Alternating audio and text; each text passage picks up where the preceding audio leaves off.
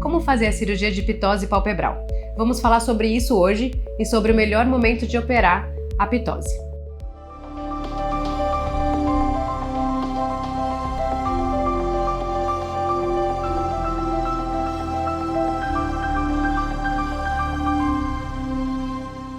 Eu sou a doutora Júlia Rosseto, especialista em oftalmologia pediátrica, estrabismo e plástica ocular, mestre e doutora pela Unifesp. A pitose palpebral é quando a pálpebra está caída ou mais fechada. Ela pode ser leve, quando ela cobre só uma parte da parte colorida, ou severa, quando ela fecha o olho completamente. As pitoses severas devem ser operadas tão logo elas sejam diagnosticadas, principalmente na criança. Isso porque a visão se desenvolve nos primeiros anos de vida da criança. E para enxergar, o cérebro precisa receber imagens simultâneas e nítidas dos dois olhos. Se isso não acontece, por exemplo, por conta de uma pitose severa, esse olho é ignorado pelo cérebro e fica preguiçoso. Isso a gente chama de ambliopia. Se isso não for corrigido logo, esse olho vai ficar com uma baixa visual que é impossível de corrigir na vida adulta. Já a pitose moderada ou leve, que não fecha completamente o olho, pode ter uma cirurgia planejada para o momento oportuno. Nas crianças, muitas vezes o momento oportuno é por volta dos 3, 4 anos de idade, quando a gente tenta melhorar a simetria das pálpebras, ou seja, fazer a aparência da criança ficar mais harmônica e tentar evitar que ela sofra bullying. A abertura da pálpebra é feita por 2 músculos. O primeiro deles é o músculo levantador da pálpebra superior. Ele é um músculo longo, que fica mais superficial, mais próximo à pele. O segundo músculo é chamado de músculo de Miller. Ele é mais curto e mais profundo, ou seja, ele fica atrás do músculo levantador da pálpebra. Esses 2 músculos, na sua contração, fazem o olho abrir. E são esses 2 músculos que a gente pode abordar na cirurgia de pitose. Existem 3 principais formas de corrigir a pitose palpebral. A primeira delas é abordando o tendão do músculo levantador da pálpebra superior. Nessa técnica, a gente faz uma abertura na pele, superior aos cílios, e o músculo pode ser fortalecido de 2 formas. Se ele está fraco, como é comum nos bebês com pitose, a gente fortalece ele ressecando uma parte dele.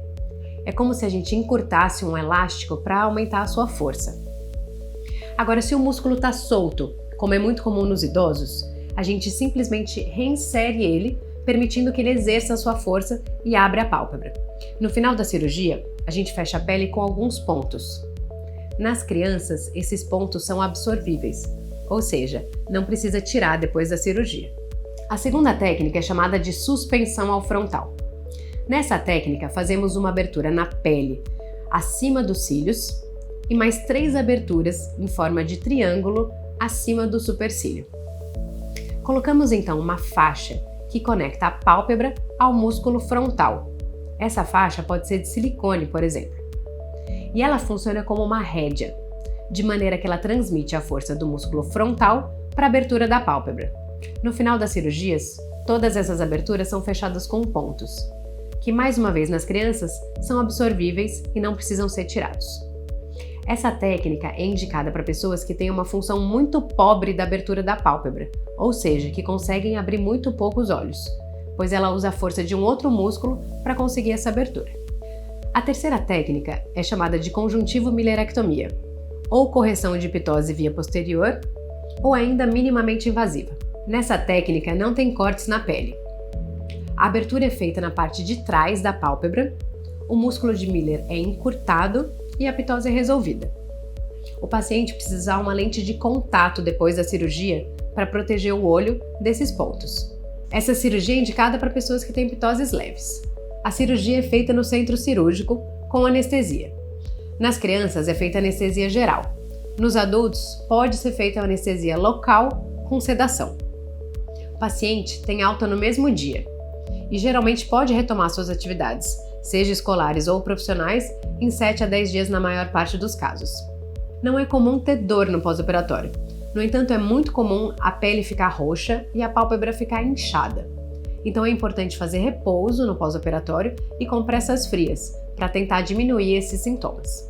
Cuidados especiais têm que ser tomados para manter a lubrificação do olho, principalmente nas crianças. Por uma correção eficiente da ptose, é normal que no pós-operatório a criança durma com os olhos entreabertos e tenha dificuldade de piscar, e isso pode ressecar os olhos. Para evitar isso, é preciso o uso de colírios lubrificantes e de gel lubrificante. E fazer um monitoramento frequente num consultório oftalmológico para avaliar se o olho não está sofrendo nenhum dano.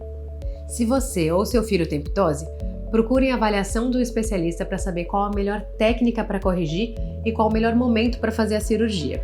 E se você gostou desse conteúdo, acesse o nosso blog. O link está na descrição desse vídeo.